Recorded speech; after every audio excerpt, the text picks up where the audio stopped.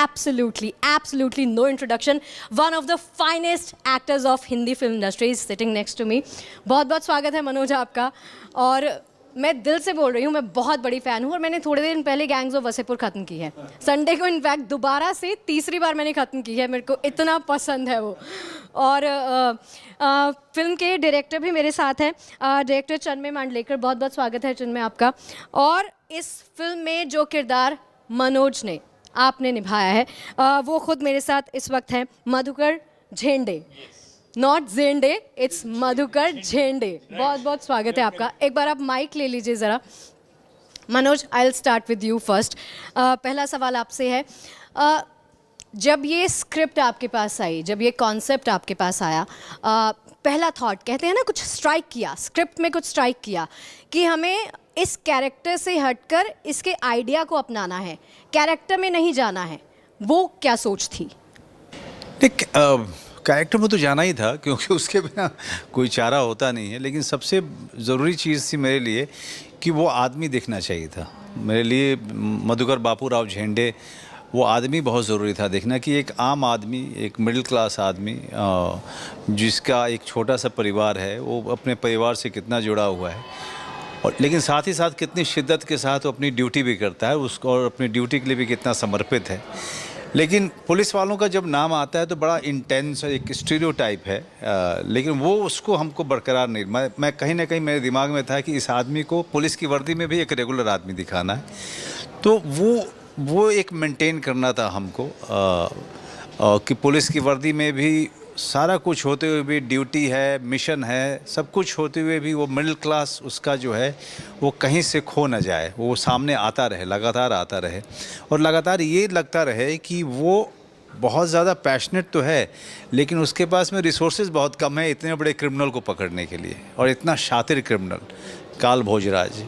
और पूरी दुनिया जानती है कि वो पूरे विश्व के सारे देश उसको तलाश कर रहे थे। तो और इन लोगों को भेजा गया था जिनके पास उतने पैसे भी नहीं होते थे कि किसी अच्छे रेस्टोरेंट में, कोई संसाधन थे नहीं। तो उन सारी चीज़ों से जब इस तरह का आदमी निपटता है और जिस बैकग्राउंड से आ रहा है वो, उसके लिए मिशन ऑलमोस्ट इम्पॉसिबल हो जाता है।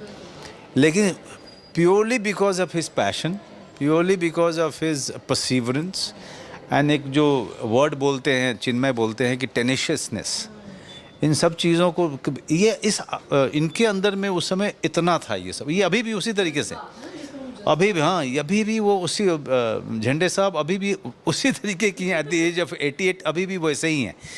तो उसको 48 49 की एज में उसको दिखाना, उस एनर्जी में दिखाना,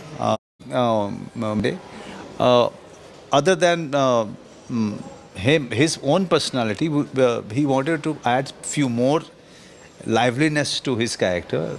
Even that हमने कोशिश किया कि उसको लेके आए पर्दे पे। साइड जो हमने देखी, वो कॉमिक साइड इन सेंस कि वो उसी तरह से बात करते हैं, वो जो आपस में, जो लोग आपस में कन्वर्सेशन होती है, हम दूर से अगर उस कन्वर्सेशन को देखेंगे तो हमको हंसी आएगी, लेकिन वो बहुत शिद्दत से बात कर रहे हैं।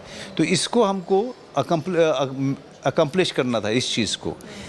नहीं तो ज़्यादातर जो है कॉमेडी मुंह बनाना, बॉडी टेढ़ा करने पे सीमित होकर रह जाती है।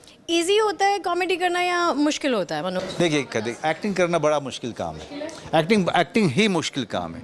जो ये लोग कहते हैं ना कि कॉमेडी सबसे डिफ़िकल्ट है, सीरियस रोल जो है, ड्रामा रोल जो है आसान है, या ड्रामा रोल डिफ़िकल्ट है, कॉमेडी ईजी है, इन सब में मैं यकीन ही नहीं करता। एक्टर जो है उसके लिए कोई भी रोल, एक्टिंग अपने आप में बहुत डिफ़िकल्ट चीज़ है, लेकिन हमारे देश में जो है हर दूसरा आदमी जो मिलता है कहता है, मनोज जी मुझे भी काम दे दीजिए ना। तो फिर आपका रिप्लाई क्या होता है मनोज सर? अब मेरा रिप्लाई क्या होगा? नहीं, अगर कोई आपको कहे कि हाँ मुझे एक्टिंग सिखा दो, आई वॉन्ट टू लर्न। कोई सीखना नहीं चाहता है। देखिए, दिक्कत शगुफ्ता ये है कि कोई सीखना नहीं चाहता है। सबको लगता है कि शायद एक टैबलेट है मनोज आज पे लेके घूम रहा है या चिन्मय के पास में लिखा। मुझे पता है आपको ऑडिशंस मैं भी काफ़ी दे चुकी हूँ। अच्छा, मैं भी कुछ कहूँगी नहीं उसके आगे। अच्छा। नहीं कहूँगी, वही कि इट्स अ लर्निंग प्रोसेस। जैसे एंकरिंग हम करते हैं तो एक्टिंग आपको सीखने से नहीं आएगी, अंदर से अगर आपके अंदर वो कीड़ा होगा तो मुझे लगता है आप कर पाएंगे, आप जस्टिस कर पाएंगे उस किरदार के साथ। इस किरदार में ढलने में मनोज कितना वक्त लगा? आप देखिए टाइम तो सर आपके साथ ही बैठे हैं। नहीं, लेकिन इनके साथ में हमारी वाकफियत नहीं थी, क्योंकि चिन्मय चाहते नहीं थे कि मैं मिलूं इनसे। अच्छा, हाँ, मुझे लगा कि क्योंकि मिले चिन्मय, होंगे। हाँ नहीं, चिन्मय चाहते थे कि 48-49 को आप कैसे इमेजिन कर पाओगे इनसे मिल के आप।